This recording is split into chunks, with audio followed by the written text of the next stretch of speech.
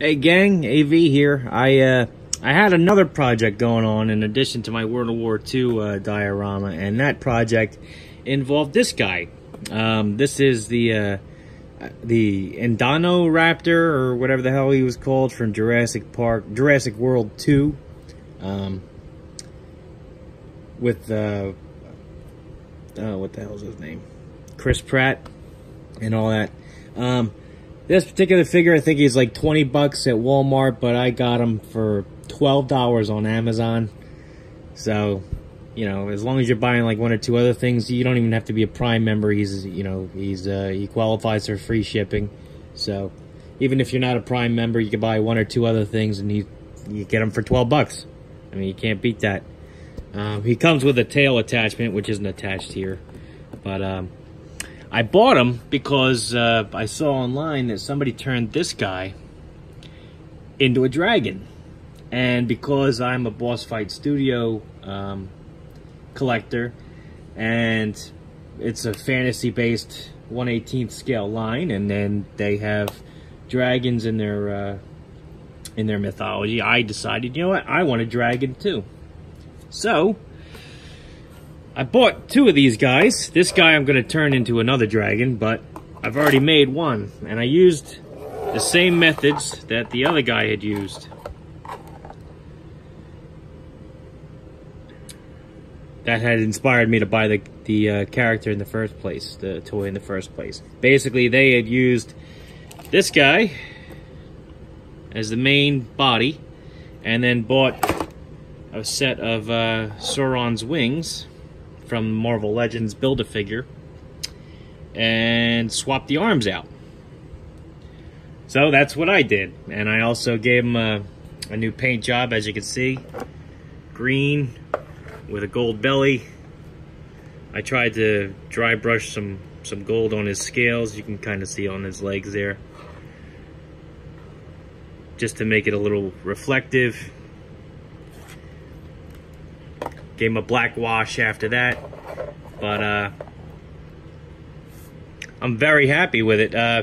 I'm not 100% thrilled though, I'll be honest, because the arms were much more difficult than they should have ever been to remove and replace.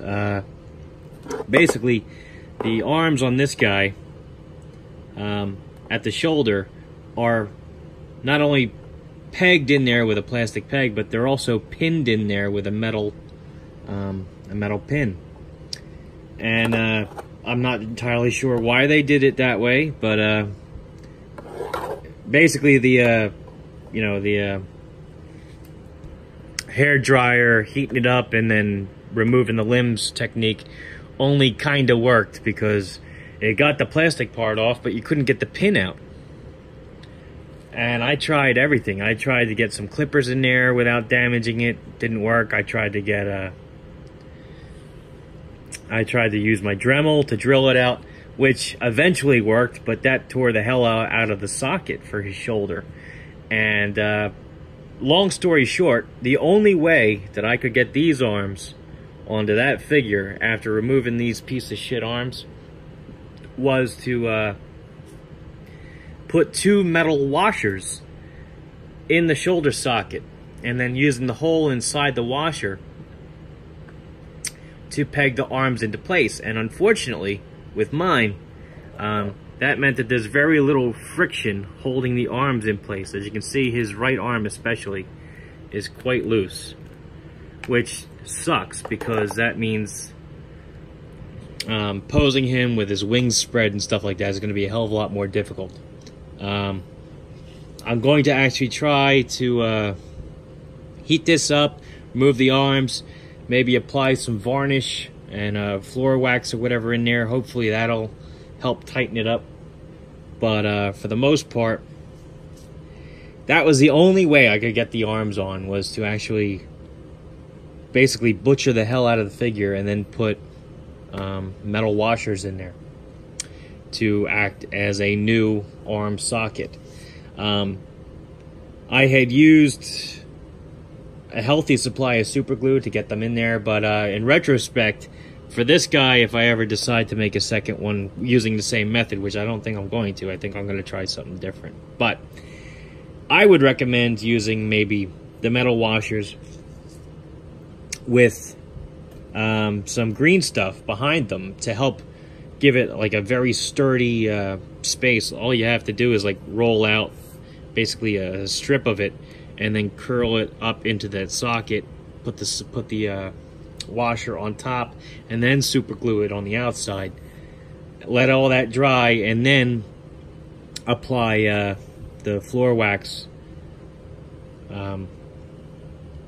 to give it enough friction to allow the arms to hold a pose. That would be my recommendation if you decide to make your own. And honestly, I do recommend that you do, because he looks awesome. He turned out really, really awesome. I'm very happy with how he looks. So, like I said, that was the Indoraptor body. These are Sauron's wings, and this little crest up here, I added from a How to Train Your Dragon figure that I gotten at the thrift store probably 2 years ago. I forget what he's called. But it was basically the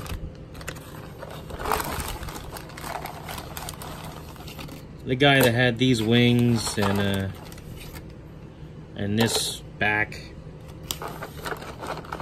I'm not sure if I have his head anymore.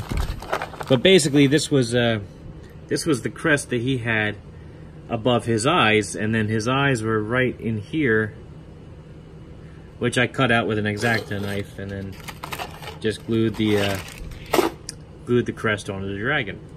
But he's fully posable still. His mouth opens up.